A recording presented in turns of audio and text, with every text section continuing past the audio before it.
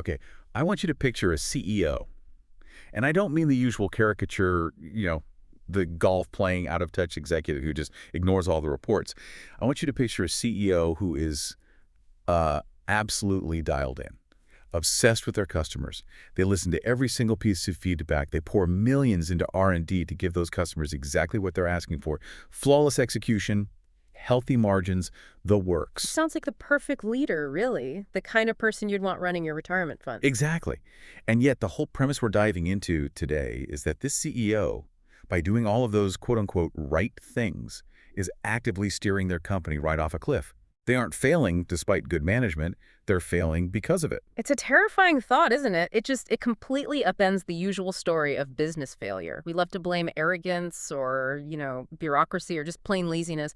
But the source material we're looking at today, Clayton Christensen's The Innovator's Dilemma, argues that the companies that fail are often the ones that were in fact managed the best. And this book is legendary for a reason. It's basically the monster under the bed for both Silicon Valley and Wall Street. But what I love is that Christensen doesn't start with some, abstract philosophy. He starts with something incredibly specific, almost boring even. Disk drives. Disk drives. The hard drives in our computers. Mm-hmm. Why on earth would he choose the disk drive industry to build this grand theory of why businesses fail? Oh, it's brilliant, actually. He uses this analogy of the fruit fly. A fruit fly. Yeah. If a geneticist wants to study evolution, they don't study humans. I mean, we take 30 years to reproduce. It takes centuries to see any real generational change. So they study fruit flies. Because fruit flies live, breed, and die in, a single day? You can watch evolution happen and fast forward.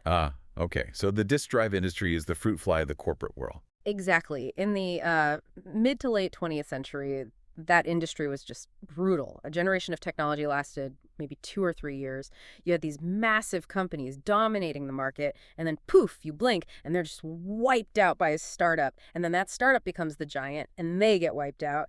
It gave Christensen a perfect high-speed laboratory to really study the anatomy of failure. And when he looked at that high-speed history, he found a pattern. It wasn't random at all. It came down to a distinction between two very specific kinds of technology.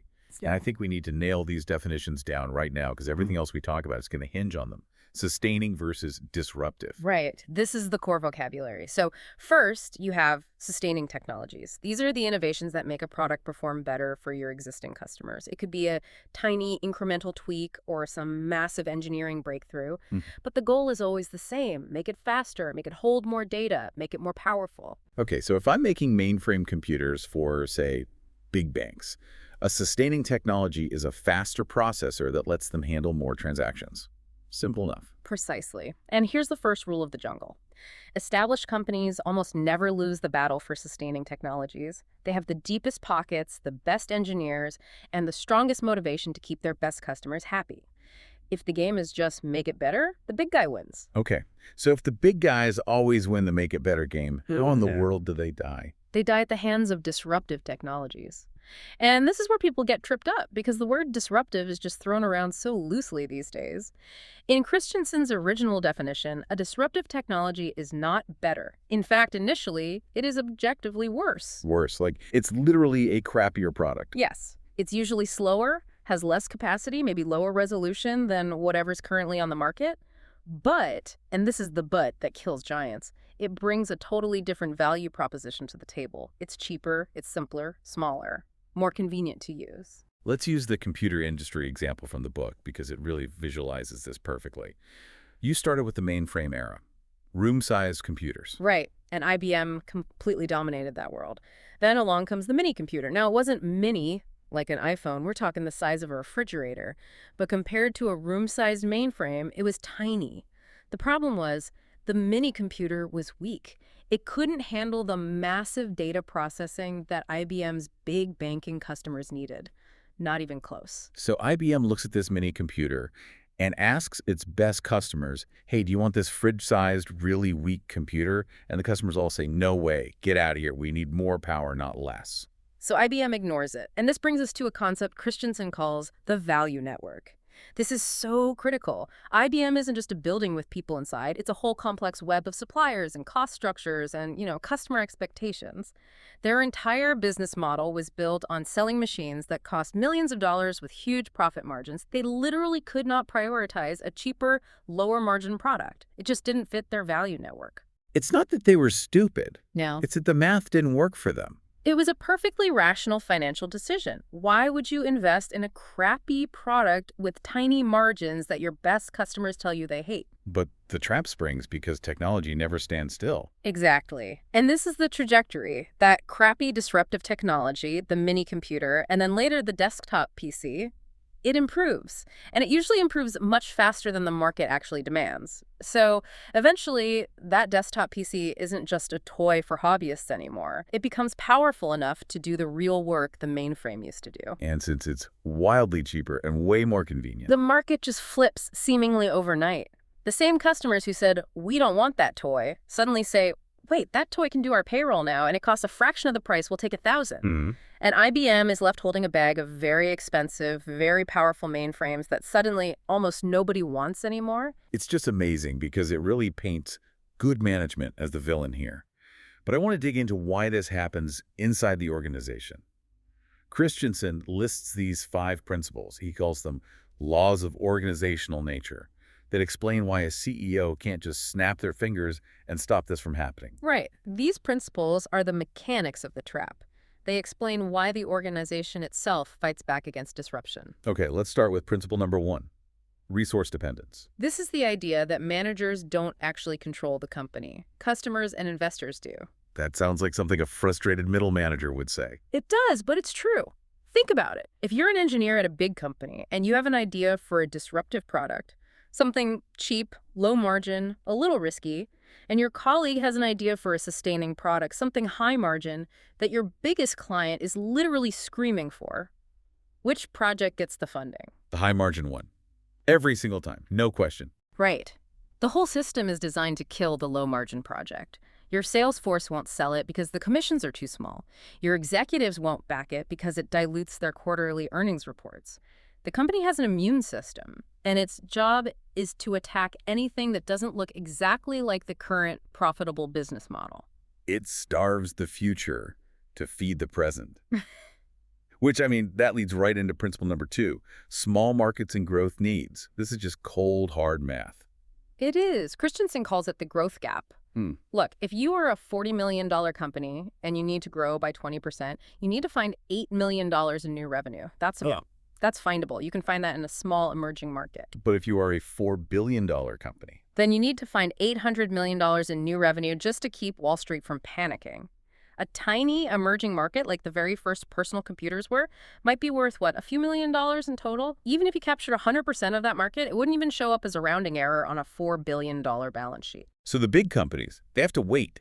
They have to wait for the market to get large enough to be interesting. And by the time it is large enough to be interesting, the disruptors, the startups, have already built the brand, the technology, the distribution channels. The game is already over before the giant even steps onto the field. Brutal. You're literally too big to survive. Yeah. Okay, principle number 3, unknowable markets. This is a direct shot at the typical MBA style of management. We're all taught to analyze everything, forecast the ROI, build the 5-year plan spreadsheet. If you can't prove the market exists with data, you don't get the money. Which works fine if you're launching, I don't know, a new flavor of soda. You know who drinks soda? The market is known. Exactly. Sustaining technologies address known markets, but disruptive technologies create new markets. You cannot analyze a market that doesn't exist yet. If you asked a market researcher in 1975 to predict the market for personal computers, they would have said 0. There is no market. So if you demand data before you act, you're paralyzed. Christensen calls it paralysis by analysis.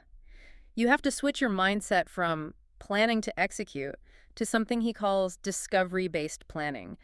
You have to just assume your first strategy is wrong and your whole plan is to learn and adapt. But just try walking into a board meeting and asking for $10 million while saying, "I have no data and my plan is probably wrong." Yeah, you'd be laughed right out of the room. Which is why established companies so rarely do it. And this connects to principle number 4, capabilities versus disabilities. This one really struck me because it completely redefines what a capability actually is. Yeah, we usually think a company's capability is its people.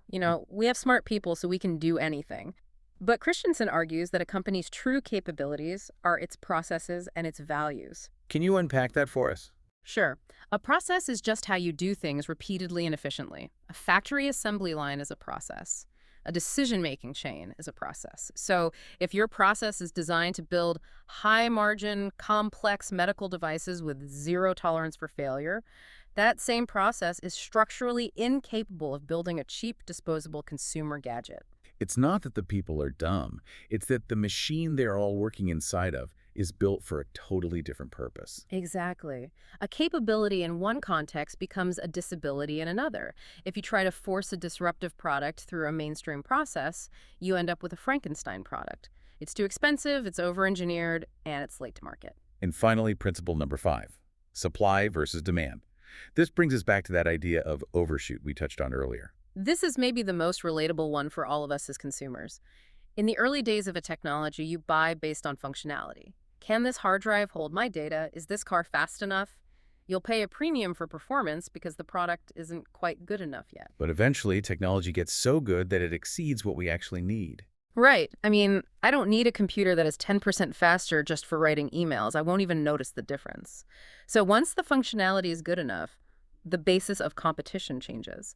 You stop caring about pure speed, and you start caring about reliability, then convenience, and finally, price. And that is where the disruptor wins. Every single time. The big incumbent is still up there trying to sell you more speed for a higher price, but you've moved on. You're buying the cheaper, simpler option because, you know what, it's good enough. The disruptor wins on convenience and price, and the incumbent is left servicing this shrinking group of high-end power users who are the only ones left who care. The book has some incredible real-world case studies that really ground these principles. We talked about computers, but the one about excavators, the big construction diggers, it just paints this perfect picture of this overshoot thing. The cable versus hydraulic war. This is a classic. In the early 20th century, all the big earth movers used cables and winches. They were these massive, powerful beasts used for mining and huge construction projects. Then, hydraulic technology appears. But the early hydraulics were pathetic, right? But they were terrible, just awful. They were weak, they leaked fluid everywhere, they broke constantly, they could only dig small ditches. If you were a big mining company, a hydraulic shovel was absolutely useless to you. So the established cable shovel makers looked at them and just said, nope, not for us. And they were right to do so. Their best customers didn't want them. But the hydraulic makers found a niche market. Residential contractors, guys digging basements for houses in the suburbs.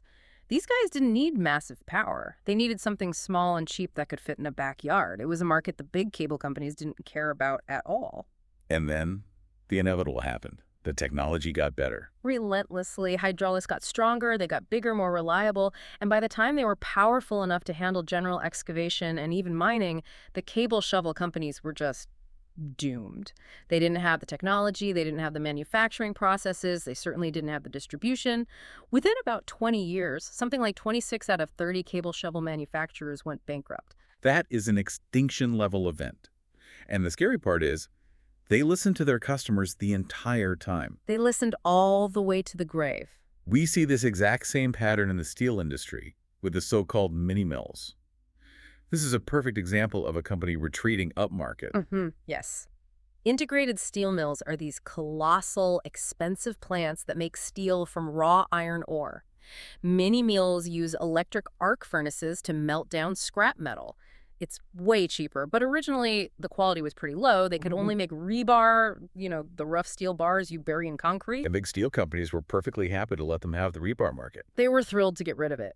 Rebar has terrible margins. It's a commodity. It's a dog-eat-dog business. Right. So the big integrated mill said, go ahead, you can have the crumbs. We'll focus on high-quality structural steel. But the mini mills didn't stop at rebar. Nope.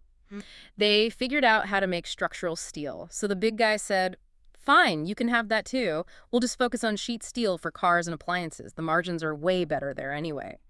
The big companies just kept retreating upmarket, chasing higher and higher margins, thinking they were making these really smart strategic moves. Until there's nowhere left to go. Exactly. The mini mills ate the market from the bottom up. By the time they could make high-quality sheet steel, they had a cost advantage of something like 20%. The integrated mills just couldn't compete. They had fled to the top of the mountain only to find out it was a cliff. Okay, so we've established that this is basically a law of organizational physics. If you're a big company, gravity is pulling you down. But surely the innovator's dilemma isn't just a funeral dirge. Christensen must offer some kind of solution. He does, and he sticks with the physics metaphors. He uses this great analogy of early attempts at flight. For centuries, humans tried to fly by, strapping wings to their arms and flapping really hard, and they all failed because they were trying to fight the law of gravity. So how do you fly? You learn to harness the laws of nature. Bernoulli's principle, lift, drag, all of that. You don't fight gravity, you build a system that works with it.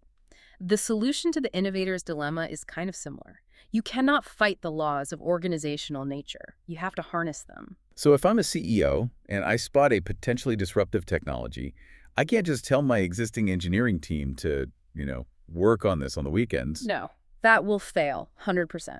Hmm. The resource dependence principle will starve it of money and people. The solution Christensen proposes is that you must spin off a completely independent organization. Like a skunkworks project. Even more than that, it needs to be a truly autonomous unit. It needs its own cost structure that can be profitable at low margins. It needs to be small enough that a small win is actually exciting, not a failure. And most importantly, it has to be free to develop its own processes and its own values. You match the size of the organization to the size of the task. Exactly. If the market is small and low margin, you create a small, low overhead organization to attack it. You don't try to force the tiny disruptive peg through the giant square corporate hole. The book mentions the electric vehicle as a case study for this. Now, you have to keep in mind, this book was written in the 90s, way before Tesla was a household name, but the logic is fascinating. It was incredibly prescient. Christensen argued that if an established auto manufacturer wanted to succeed with electric vehicles, which at the time were seen as disruptive, they shouldn't try to sell them through their normal dealerships. Right, because the dealerships want to sell gas cars that need oil changes and transmission repairs. That's where they make their money. Right. An electric car, which needs almost no maintenance and has lower margins, is a bad product for a traditional dealership's business model. The dealer will just hide it in the back of the lot. Christensen argued you need a separate unit, maybe a separate brand, and a totally separate distribution channel to find the unique market where the electric car's features are a plus, not a minus. You have to be willing to cannibalize your own business before someone else does it for you. And that is the hardest thing for a leader to do, to say, let's go build a product that steals customers from our main cash cow. But the alternative is watching a startup do it for you. So, zooming out here, we've gone through the mechanics, the paradox, the case studies. If we distill all this down for the listener, what is the one big takeaway? I think the biggest lesson is that good management is entirely context dependent. The strategies that work so well for sustaining success, listening to your best customers, doing rigorous analysis, chasing profit, those are death sentences during a period of disruption. You just have to know which game you're playing. Christensen talks about the value of theory here. He uses this analogy about oil drilling that I really liked. It's a great comparison. He notes that before we really understood geological theory, something like 90% of oil wells that were drilled were dry. It was essentially just gambling. But once geologists understood the theory of the Earth, how rock strata work, success rates jumped to 60%. So the innovator's dilemma is like a geological map for business. Exactly. It's not a crystal ball. It won't tell you exactly where the oil is, but it gives you a theory to predict where the danger lies. It stops you from drilling dry holes, or in this case, investing millions in a strategy that is absolutely doomed to fail because it fights the laws of organizational nature. Which brings us to a final and, I think, somewhat provocative thought. In the note to the reader, Christensen issues a challenge. He does. He asks you to put on the lenses of this theory. Don't just look at the history of disk drives or excavators. Look at your own industry right now. Look at your own company and ask yourself, who is the competitor that you are currently ignoring? The one you're laughing at. Yes. Who is making that product that's cheaper, simpler, and worse than yours? Who are you dismissing because their customers are low value? Because if you look through the lens of this theory, that crappy little competitor might just be the fruit fly that's about to eat your lunch. On that slightly terrifying note, we're going to wrap up this deep dive. Whether you're running a startup or steering a giant ship, keep your eyes on the fringe. You never know where the next hydraulic shovel is coming from. Stay curious. Thanks for listening. We'll see you in the next deep dive.